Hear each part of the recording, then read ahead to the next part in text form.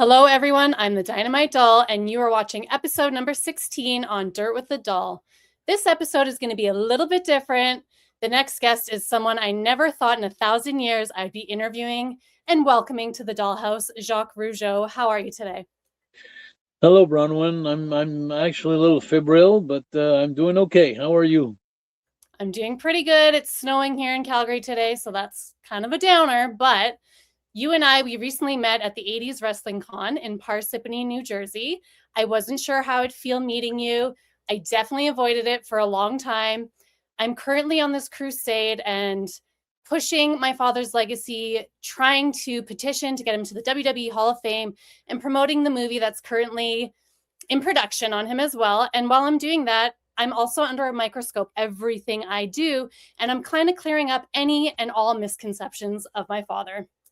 So let's get back to it and see what got us here. Well, first I want to say thank you for having me on your show. I appreciate it. I find it very awkward, very nervous wrecking, and but I'm also happy that we could have this talk. I was also happy when we met in New Jersey. It was something that was extraordinary. Never thought I'd feel something like I did.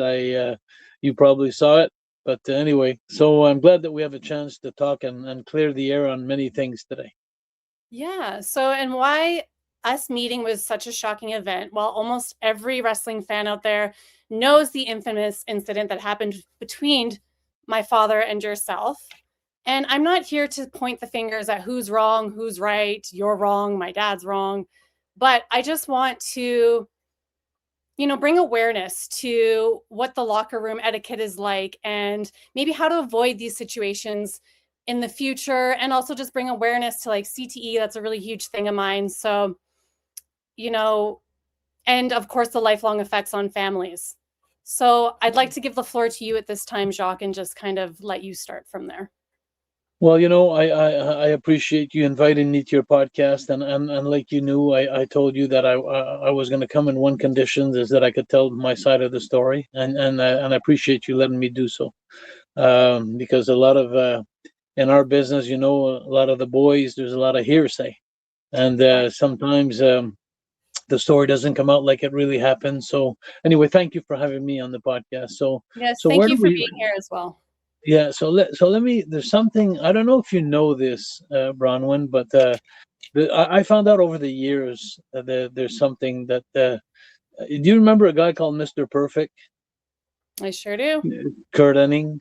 Yeah. Uh, Mr. Perfect, he had a gimmick in the business that his character he was perfect in everything he did, and he was a very talented athlete, and but in the dressing room and outside of the wrestling world, there was a lot of things that we were doing between the boys during the day sometimes, and one of the things is like, and if you know Kurt Hennig, he's a guy who brags a lot. He was a guy who, like, he was living his gimmick. He was perfect, perfect, perfect. And Yeah. so we were talking about golf one day in the dressing room. So I was a pretty good golfer. So I told him, I said, "Hey, Kurt," I said, "if you want, one day," I said, we could go play golf together. And it took a long time before we went on the golf course. So we were like teasing each other with making a build up, like, for the fun of it. And Yeah. so, long story short, I went on the golf course and I kicked his ass, and big time. And so when we got back in the dressing room that night, I kind of had fun laughing about it, and like telling jokes, and that kind of insulted him quite a bit. And about a week later, we he was telling me how good he was in pool on a pool table. So I told him, I said, "Hey," I said, I'm pretty decent too on a pool table. I said, "If you want to go, we'll go play some pool." And then again, I went to play pool with him, and maybe it was my lucky day, but I just whipped him really bad. And and me and Kurt had pretty much a similar things. Like we always try to do things to perfection. When I did something all my life, I was always trying to be the best at what I do. I didn't do much in life, but what I did, I had to be the best. And Kurt had the same kind of personality. So after I came back in the dressing room that night, and then again, ribbing him, just telling him like, "Hey, what a great pool player you are, Kurt," and then and then just like rubbing it in. and so there was heat building between me and Kurt on a fun level, like, just on a, Yeah. but then it turned to really bad, and it's over the years that I found out, and by different sources, but it confirmed when the story happened. So all this story between me and your dad should have never happened. It was Right. all instigated by Kurt from A to Z, and you'll know in my story when I tell it now. And I know he's dead. I know he can't defend himself, but it's the truth. And then for those who were there, that they will witness this and prove that I'm telling the truth. So it all started that we were in the Madison Square Gardens, the Davey Boy, Dynamite, me and Raymond, and we were sitting with Vince at a table, and we're going for the show that night. And it was a SummerSlam, and we're going against the Bulldogs, me and Raymond. And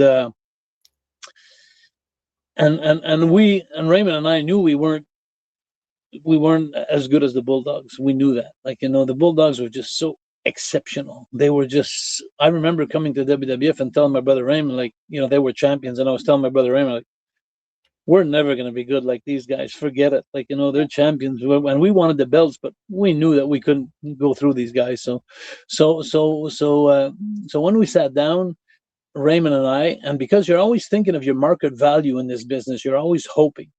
Some guys are a headache. Some guys, when the office asks you to do a favor for another team or another person in the ring, they literally say no. There's a few people like that. They say, no, I'm not doing it.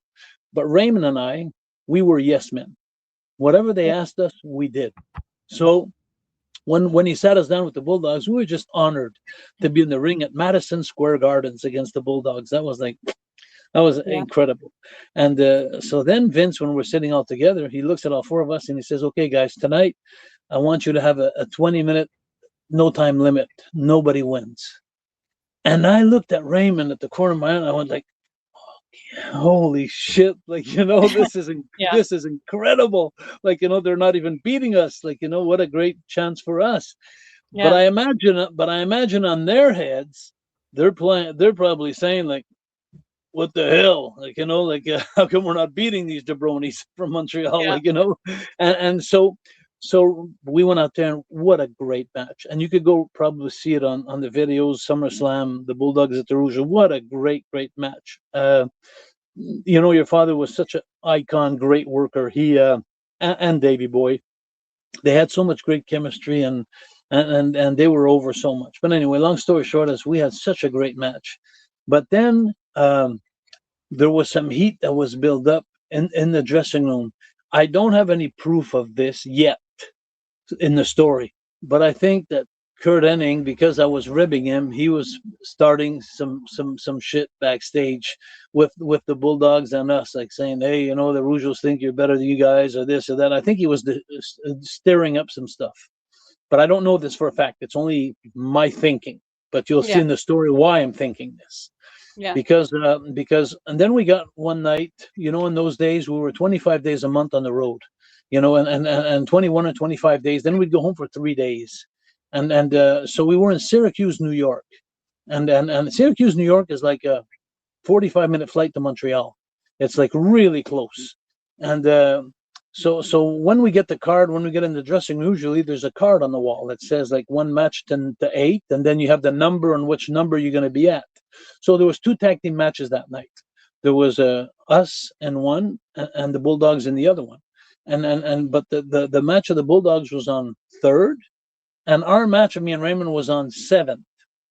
But so I took the OAG. We all had an OAG in those days. It was a flight guide that would every month I'd receive by the mail, and it would tell me every flight that existed that month from any town across the world. You'd have a flight guide, and Wow.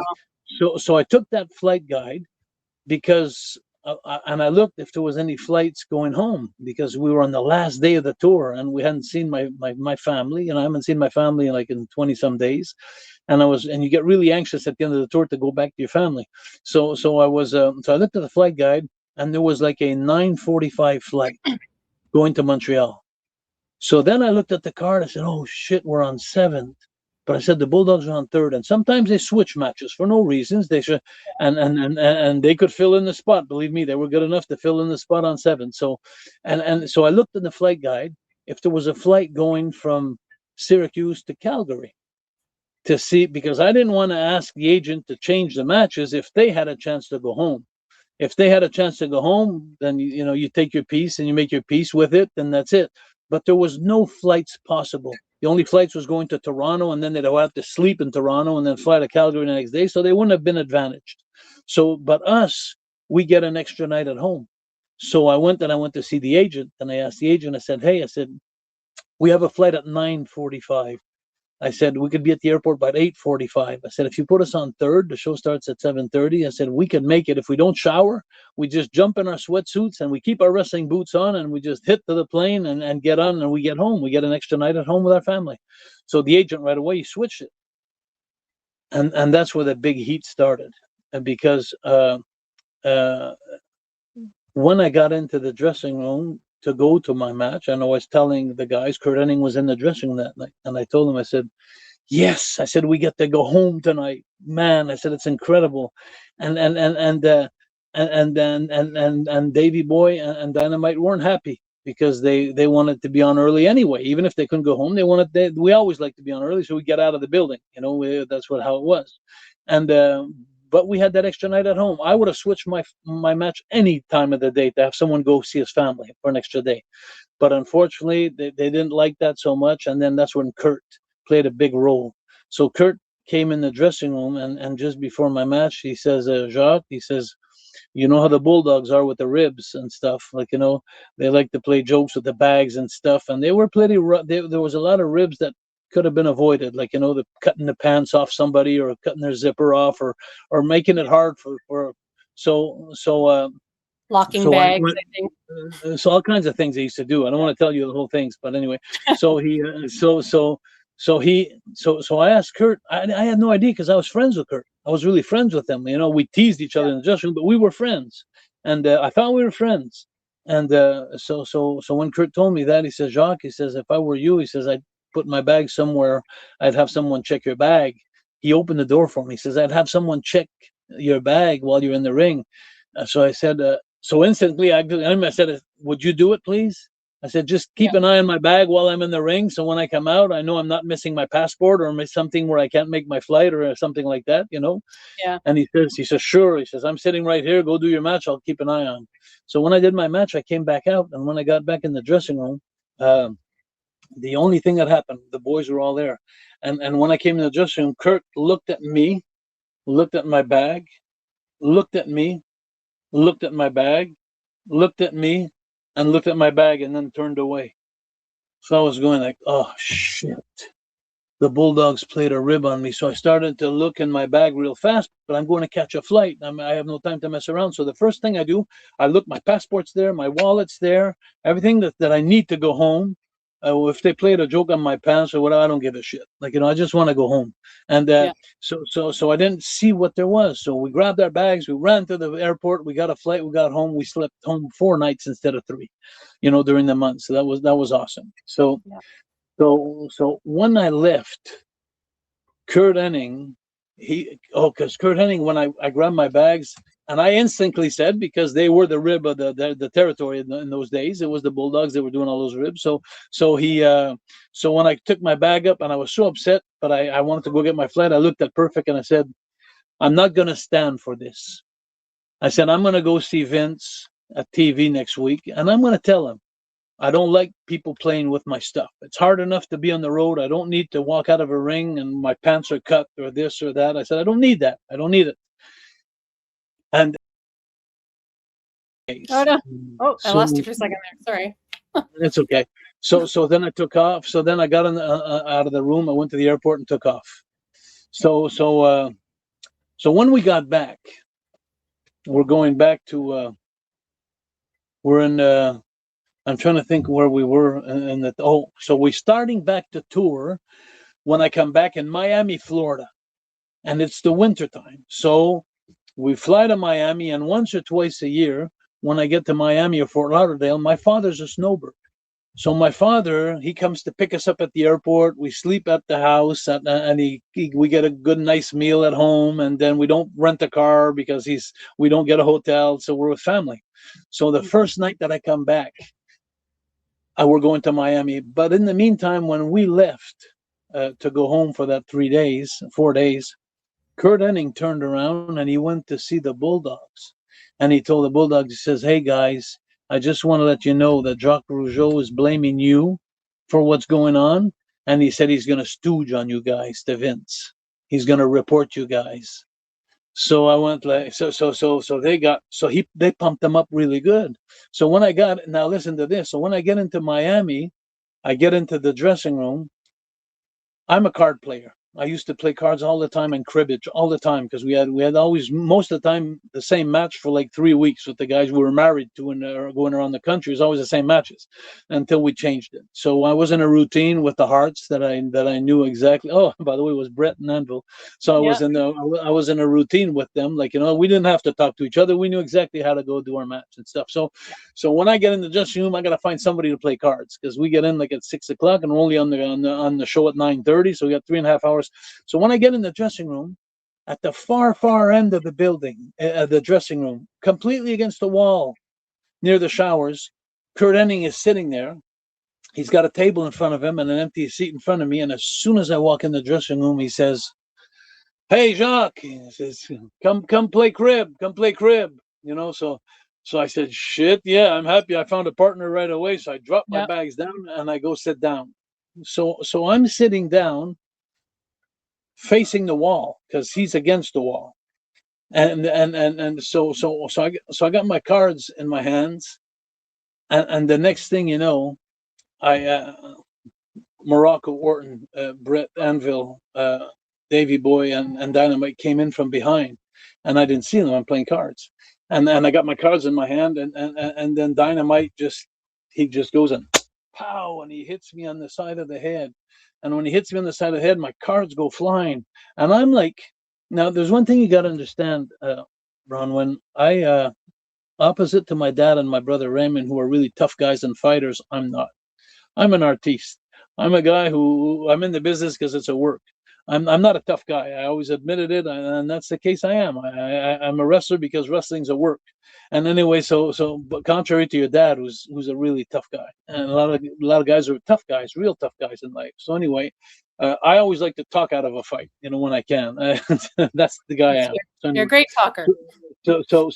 So yeah, I'm a great talker, but I like the way you say that. Anyway, so I get slapped, and I didn't talk that great anyway that night because when I got slapped, my cards went flying. I turned around and I was trying to get up, and I'm going like, what the fuck? And I'm turning around, and the only thing I hear is real fast is Dynamite's in my face. Says, "You're gonna stooge on me, motherfucker!" And he punched me right in the face. And when he punched me right in the face, it's like at that point, he hit me on the ear, so I'm already dizzy. When he punched me in the face, like I'm out of it now. It's like I'm in a daze. And next thing you know, is he's talking words and he's punching me in the face. And finally, I go down to the floor. And when I go down to the floor, he's still talking me off, like you're gonna stooge on me. And then I get up, and then when I get up, he punches me again. And he punches me again. And then my brother Raymond, who's sitting in the corner, he's on crutches because his ligaments are torn. So he's on crutches. So my brother, the only thing I could hear my brother say is, "Stay down," like, stay down, because I have the instinct of surviving and getting up. I don't know why. I just wanted to get up. And then every time I got up, I think I upset a Dynamite because I was getting up. So finally, and then he finished with a boot, a kick, and then I stayed down. And then my brother stood up on his crutches and he told Dynamite, he says, "Hey, that's enough. That's enough." And then he turned around and he punched Raymond right in the face, and Raymond backed up with his crutches. But Raymond, you know what, I'm telling you what, they don't come as tough as him, and tougher than him. So he just backed up a bit, and then he came right back at him. He says, "You're gonna hit a guy on crutches?" And then your dad looked at him in an arrogant way. He says, "Nope, I'm gonna wait till you heal, and then I'm gonna kick your ass." And that's how he answered my brother Raymond. And then finally they just left. They all left the dressing room. And I remember the agent, coming to see me. And I can't remember who the agent was. I think it was Tony Gorilla or Jay Strongbow. I can't remember. But they came up to me and the first thing he told me, I was already all swollen up. And he told me, he says, "Oh, Jacques, you okay? You okay?" He says, "Don't worry, you don't have to work tonight."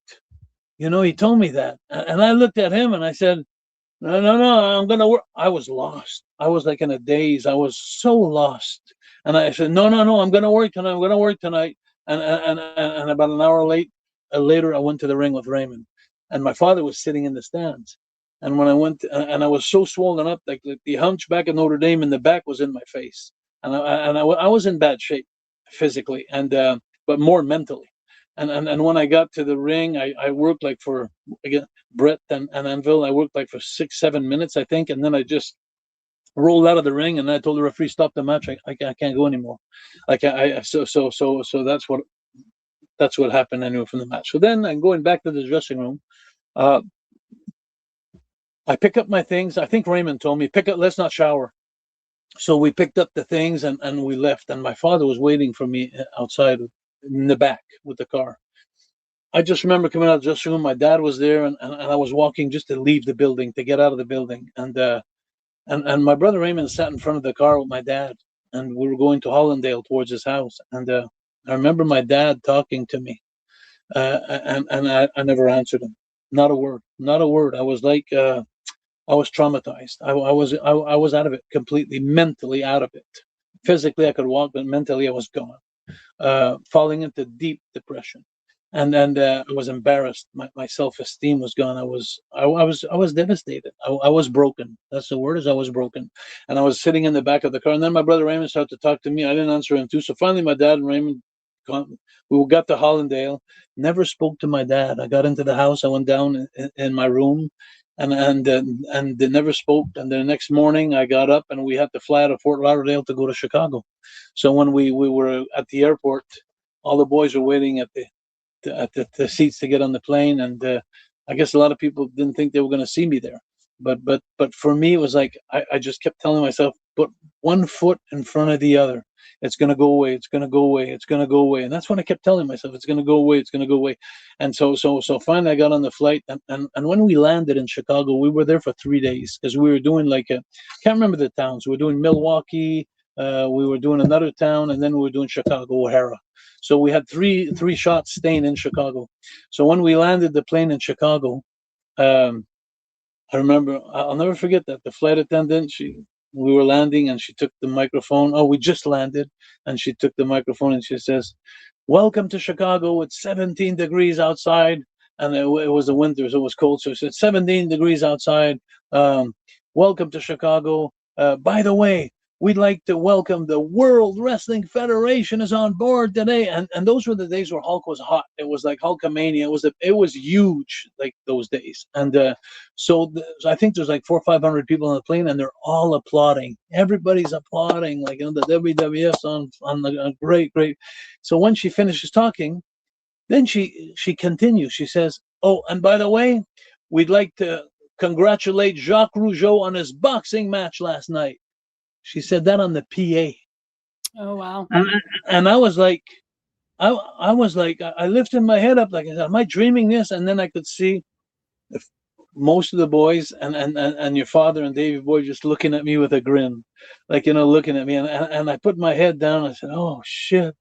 And then so anyway, long story short, 2-3 days going into in the dressing room every night, be sitting down, and I picked up a book at the airport, and I just had my face in a book, my head down, and just trying to survive. Just not speaking to my brother Raymond. We're in the same rent-a-car, same dressing room, same hotel room.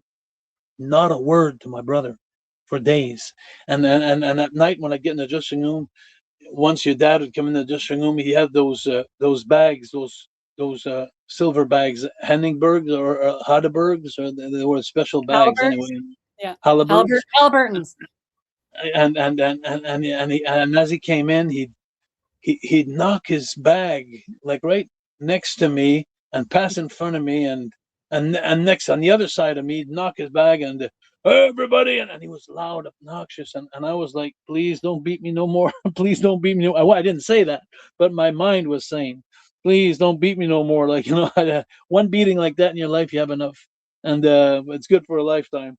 So he did that for 2 nights, and then he was preparing the next week, the beginning of next week, to go back to Europe. Like, he hadn't been in Europe for like, I think 2 years. They were so popular that even when they had their 3-4 days off, the office had them booked in personal appearances, and so they hadn't gone home.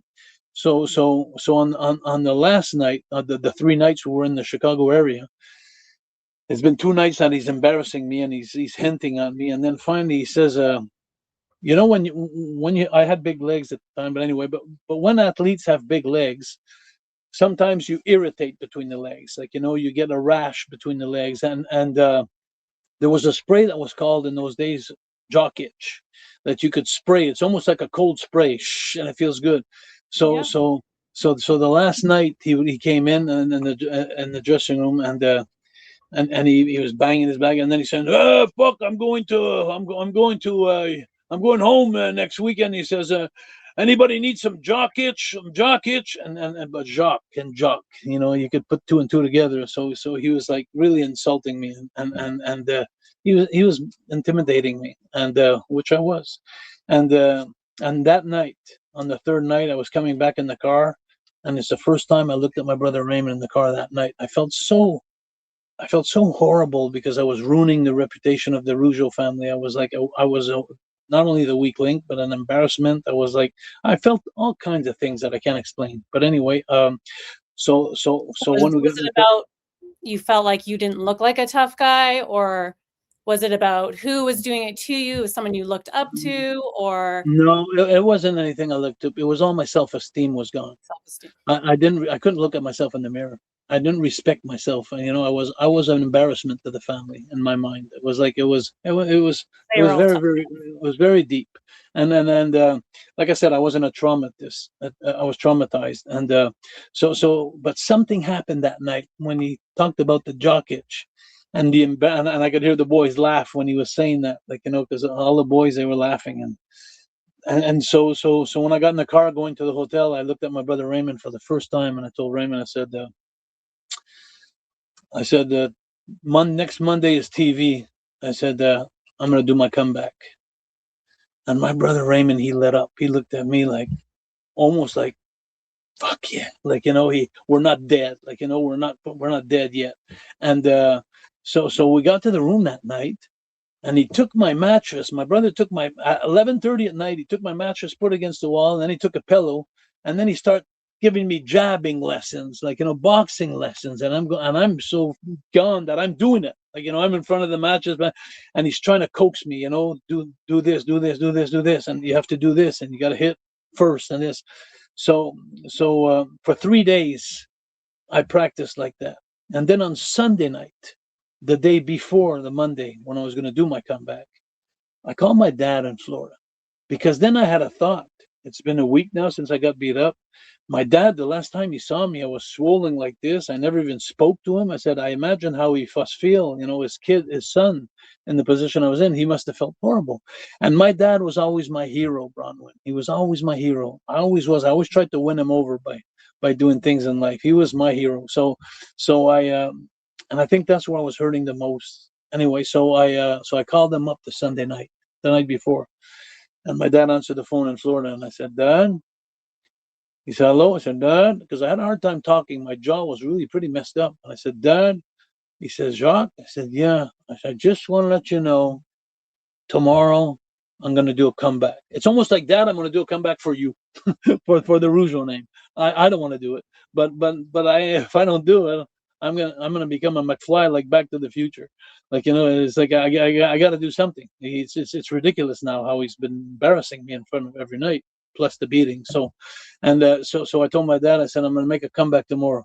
And the only thing my dad answered me, the only thing he said, before going to the show tomorrow, he said, stop at the bank, and he said, get yourself a roll of quarters. And he says, when you hit him to kill him. That's what my dad told me. And I was going like, oh, I can't do that. Like, you know, I can't do that. Like, you know, I didn't tell him that. I was like, but that's what my father's advice was. So the next morning, there was a TV taping, so we had to be there at 9 o'clock at the building. So because we start the interviews early in the morning, and then lunch, and then the interviews in the afternoon, and then work that night. There were long days, 2 long days of TV. So 9 o'clock, when everybody got there, Vince had got word on what happened to me, and what happened on the tour. And so he called everybody at ringside.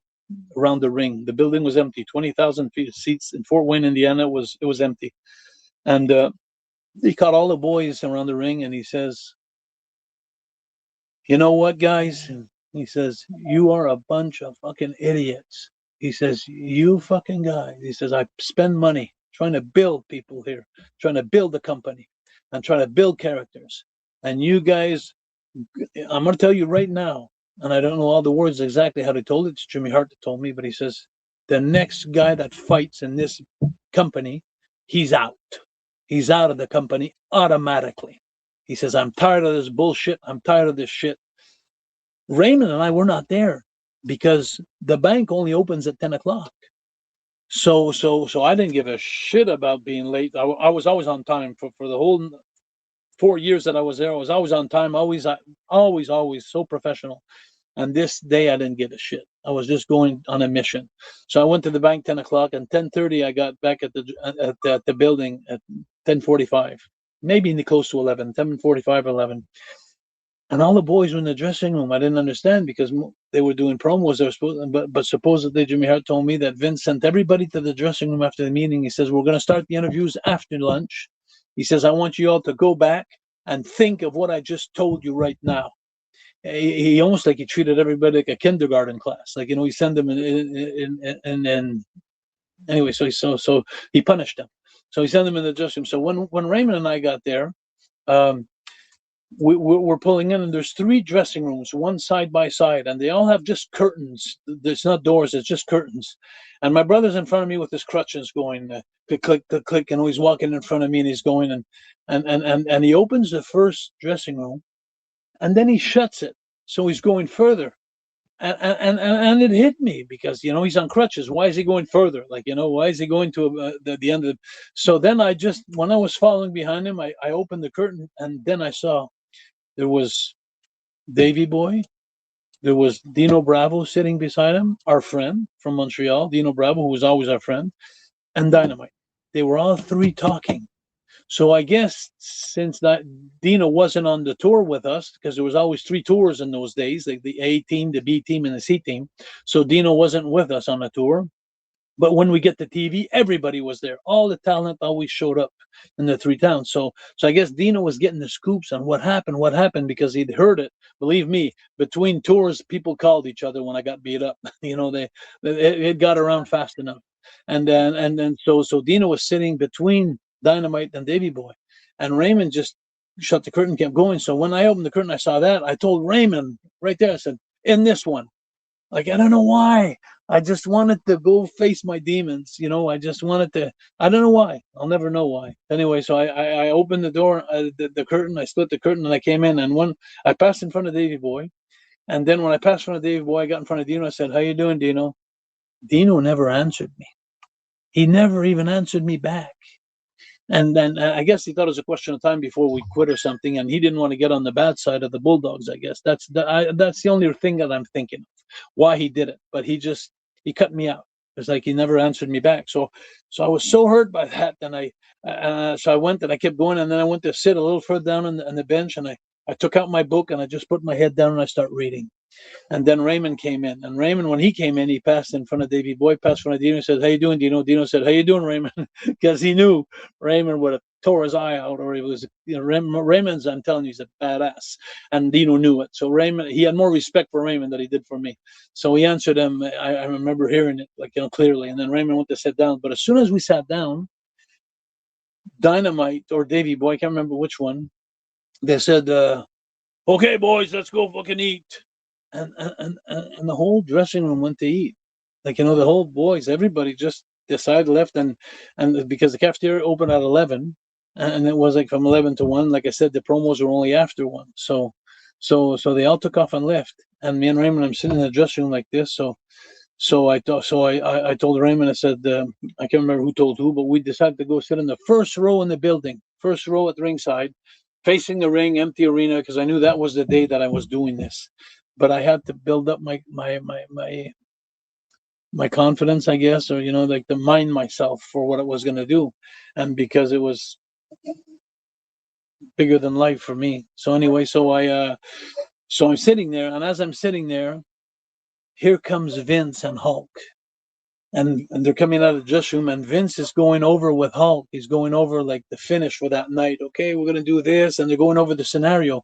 So he comes and he passes right in front of me and Raymond, who wasn't at his meeting in the morning, by the way. And he passes right in front. And believe me, Vince knew that we weren't at his meeting. You know, Vince probably thought that we'd quit the business and gone home, but we were at the bank. So anyway, so he passed in front of us. He saw me and Raymond sitting there, and I don't know if he was waiting for me to say something, but I just kept my head down, never said nothing. So he passed in front of me. I thought there was gonna be a connection there. Oh, sorry, having a little bit of a Wi-Fi issue here. Oh, can you see me? Yeah, I see you. Okay. Oh, good. Hopefully we're okay. Yeah, hopefully. Okay. So Wi-Fi does that time to time. No, I know. If you hear me now. Yeah. Okay.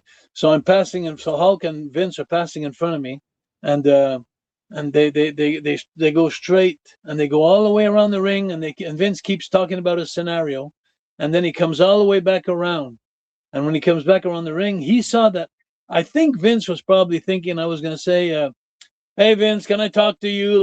Like I want to talk to you, and but there was past that now. There was no more of that, and so Vince probably sensed it. So then when he came back around, he stopped in front of me and he says, "Guy," he says, "I'd like to speak to you, please, in my dressing room a little later." A little later. So he left with Hulk, and that's when I turned to Raymond and I said, "Raymond, we got to do it now. If we don't do it now, we're going to get fired." I'm sure he's going to tell us if we're going to get fired if we do anything. I'm sure. I had no idea of the meeting in the morning, but I put two and two together. And then so we went and we got in front of the cafeteria where everybody was in the cafeteria. And I was standing about 50 feet from the door of the cafeteria. My back was against one wall, and Raymond was on the other wall. So they had to pass in front of us. And because Vince, now I realize today that because Vince had said that the next time there's a fight or something, you guys are fired. The little clique that they had, everybody together there, Morocco, Orton, Brett, and Anvil, and Bulldog, they were always sticking together. It was the first time in a week that I saw these guys come out alone from the cafeteria. First, I saw Morocco and Orton come by, and I was going like, "Oh yes, at least they're not going to be six to beat me up," you know. And then I saw Brett and Anvil come out, and I was going like, "Oh yes, now it's 2 against 2. Even if Raymond's on crutches, I don't care. It's 2 against 2." And then Davy Boy came out, and when Davy Boy came out, I said, and I prayed so much that week. You don't have no idea how much I prayed. Anyway, so he answered my prayers because the last one that was standing was Dynamite, and Dynamite came out of the curtain. And when Dynamite came out of the curtain, I had my head down. But like in my wrestling school, which I taught all the kids that came to my wrestling school over 25 years, is the peripheric look. Like, if you look in front of you and you stare at something, you could still see on the side, but you don't see as good, but you could see it. It's a 180 vision.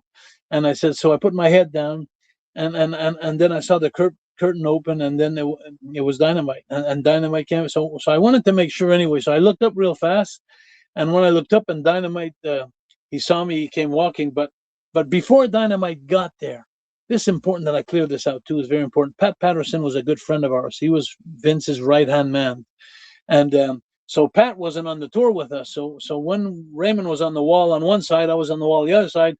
Here comes Pat after Brett and Anvil came out, and before Davey Boy came out, the last one. Here comes Pat Patterson. So he comes out. And he looks at me against the wall. He says, "Hey, Jacques, comment ça va? How are you?" And I'm saying to myself, "What bad timing! Like, get the hell out of here!" Like, but I'm not telling him that, and so I'm just not even paying attention. He talked to me. I didn't even pay attention to him. So then he looked at Raymond, and he says, "Hey, Raymond, comment ça va?" So Raymond, probably thinking the same thing, but he started talking to Pat. But what happened when he did that? He gave less space for Dynamite to pass by. Because Raymond was against the wall, Pat was in front of him, I was on the other side. So there's only one place you could pass is right in front of me, like when you come out of the cafeteria.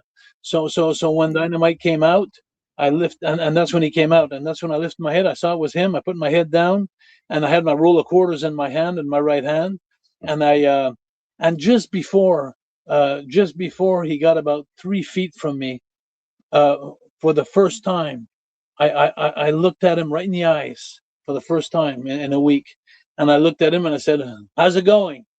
and he looked at me, and he had a coffee in his hand, and he looked at me, he says, and he put his face up in the air like, and he gave me a grin like that, and that's when I gave it everything I had, and I sucker punched him, and when I sucker punched him, he's so tough, your dad. He, like, you know, I mean, his teeth came flying out, and blood was flying all over me, and he fell down to a knee in front of me, and then I stopped. I gave him one punch, and then your dad, he's going, motherfucker, mother, he's screaming again, and then he grabbed me by the waist, and I'm standing there looking at him, and he's starting to pull me in, like the fight's not over. But I thought it was over. I thought I did what I had to do, but it didn't work like my father told me it would work. Like, punch him, and that's it. That's finished. Dynamite was just so tough,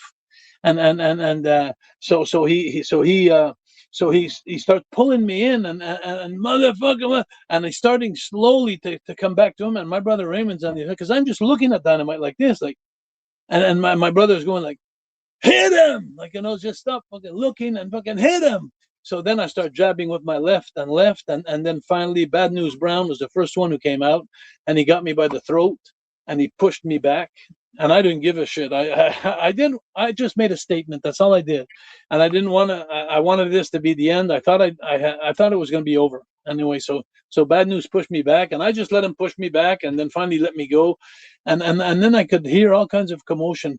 Everybody, all the boys are coming, but I knew they couldn't beat me up again because there was too much people, too many boys. So, and I remember, and then your dad he kept saying like, "I'm gonna fuck you up, I'm gonna fuck you up," and I swear to God, Ron, when I didn't recognize myself, and I was walking away, and I turned back around, I looked at your dad, I said, "You motherfucker," I said, "the next time I'm gonna put you in a fucking wheelchair." And that's what I told you, Dad. And it wasn't me. It was almost like I was possessed. It was almost like, and then I turned back around and we left.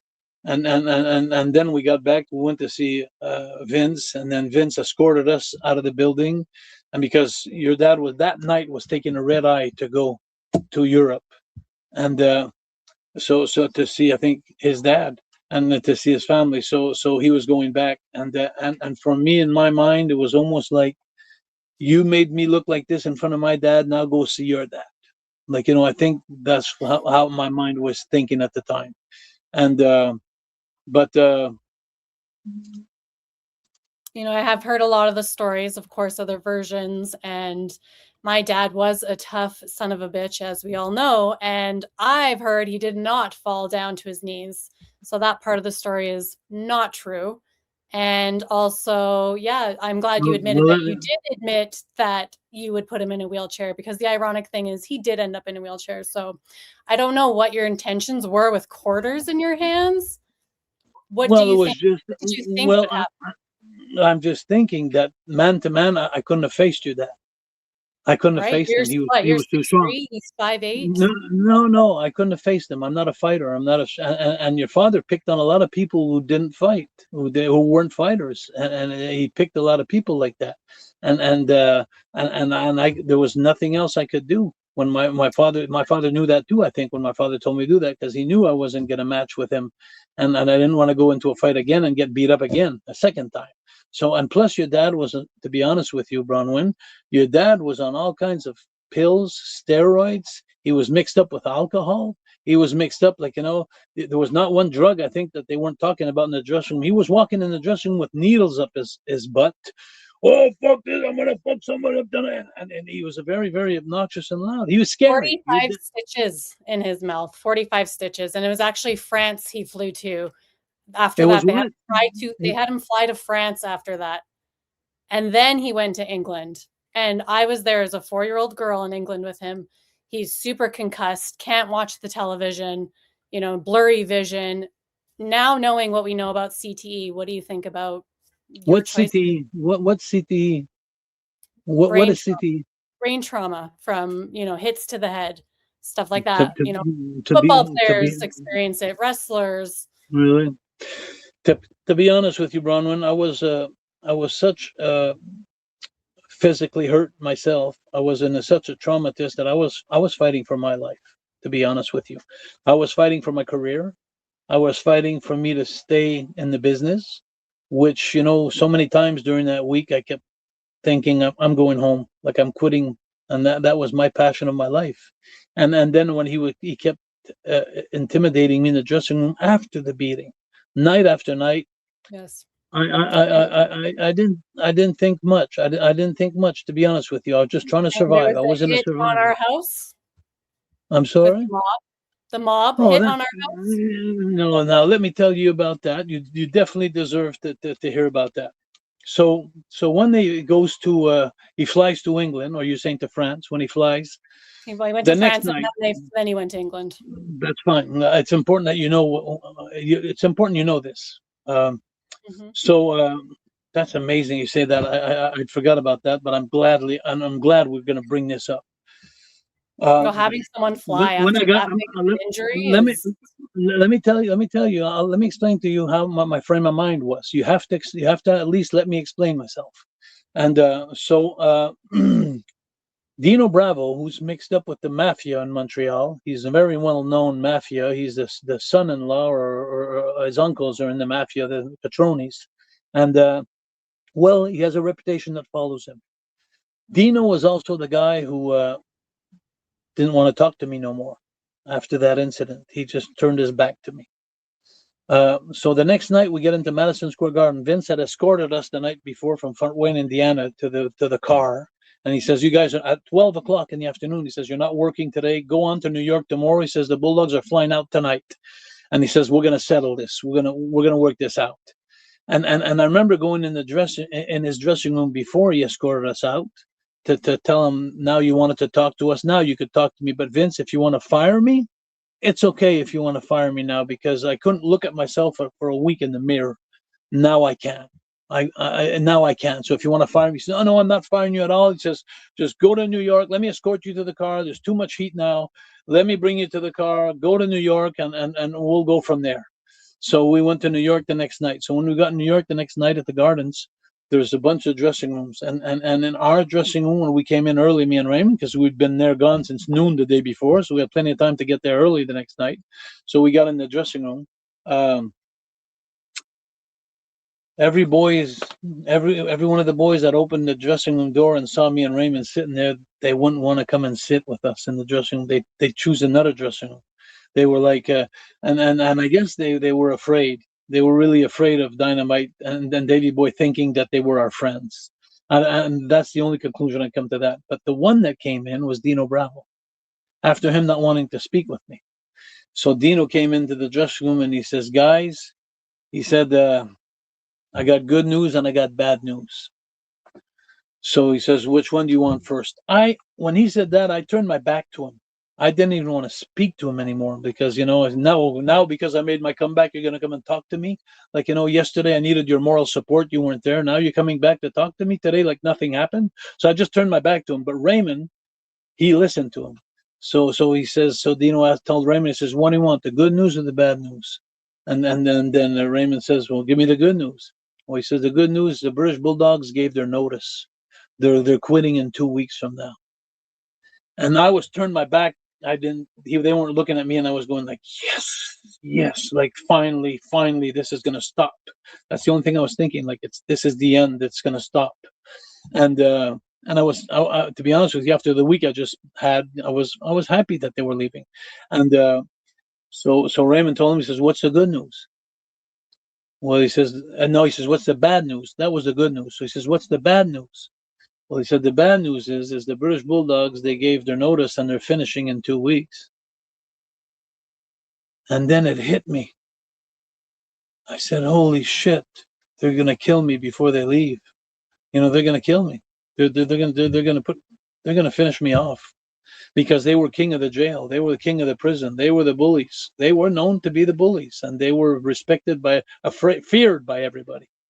And so at that point, I went to sit down. I took time, and then out of nowhere, and I swear to God, may God strike my kids today if it's not true.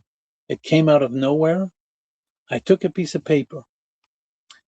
I wrote a number down, and I wrote a fake name down, a fake number. And I went to see Dino, and I said, "Hey, Dino, can I ask you a favor? Because now I knew he'd talk to me. He wanted to talk to me. So I said, would you do me a favor? But I also knew he was going to stooge. He was going to go back to the Bulldogs and tell them. So I told him, I said, would you do me a favor? I said, but I want you to promise me on your daughter's head, you're never going to say nothing about what I'm going to tell you now. He says, I promise. I said, I want you to promise me. He says, I promise. I showed him the number and a fake name on a paper. And I said, you see this guy here? I said, I got to call him every night in Montreal for the next 2 weeks. If I don't call him one night, he's going to Calgary. He's going to hit Calgary, which, like you said, your house and everything, he was going to hit. But that was me being afraid, being scared with a fake name, a fake number. And I knew Dino was going to go tell your dad. And that's what happened. Dino went to tell your dad. Always wanted to give you Let me just finish. I want you to understand, and then you can say what you want to say. But I wanted Dino to go tell your dad. So because I knew coming from Dino, him being in the mafia, it would have had a lot more impact than if I would have said anything to anybody. But it was all fake. It was nowhere. There was no number. There was no name. It was just a matter of me, of trying to protect me from someone who probably wanted to kill me or to finish me off. And I was going to say, I've always wanted to give you the benefit of a doubt. You know, I never wanted my dad's past stories between you guys to become my problem, because I wasn't there. I was just a child. But watching the dark side of the ring and you're laughing at the matter is what really rubbed me the wrong way. I never laughed. Telling the story that it was fake. I never laughed.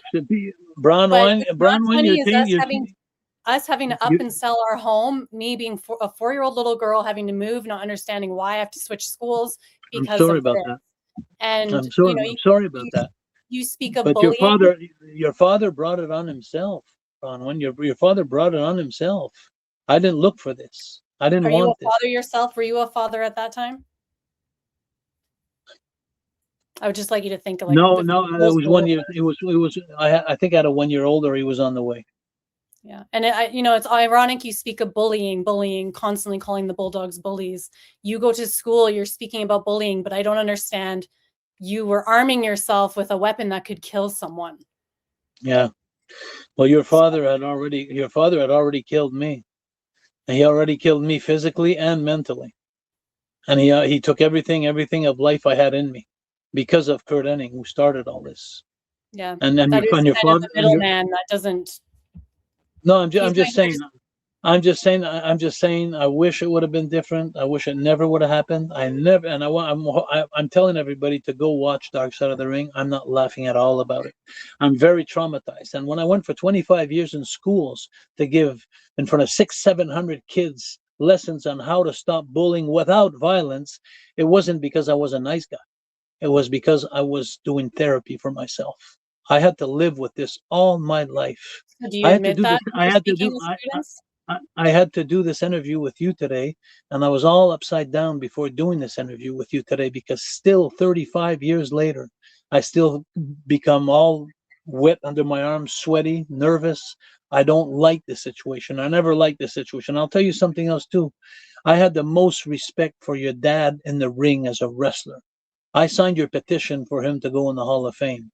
But the truth of the matter is, Bronwyn, if it wasn't for all the drugs, the steroids, the pills, the uppers, the downers, and the nightlife he did, and the kind of life that he got carried into, it would never have happened. I think I'm going to stop you right there, Jacques. Saying my dad was on drugs, an alcoholic, a pill popper. Yes, he was on painkillers, because my dad was a sensational worker, unlike you. He worked himself to the bone day in and day out for the business that he loved. Okay, 10 days on, 3 days off, onto the floor, into chairs, guardrails. I know. Your father was exceptional. Mouthpiece. And honestly, your claim to fame is just this story with my father. And I think I've heard enough. Okay, I've heard enough. I thank you for coming here today in the dollhouse. And we will see you soon. Thank you, Jacques. Oh, I think we had a little bit of an internet connection issue, as I was having internet issues today, guys. That was really intense for me. This has been nerve-wracking preparing for this interview.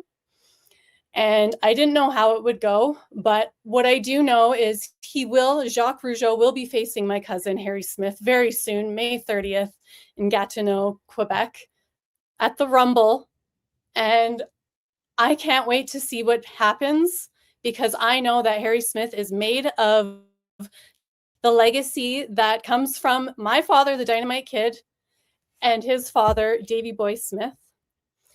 Matter of fact, I'm going to reach out to Harry and see if I can be in his corner for this match, because I do not want to miss what's going to happen here. Thank you for being here today, episode 16 on Dirt with the Doll with Jacques Rougeau. Guys, please remember to sign that petition to get my father into the WWE Hall of Fame. And like and subscribe to X Brand Wrestling on YouTube, and we will see you next time. Thank you.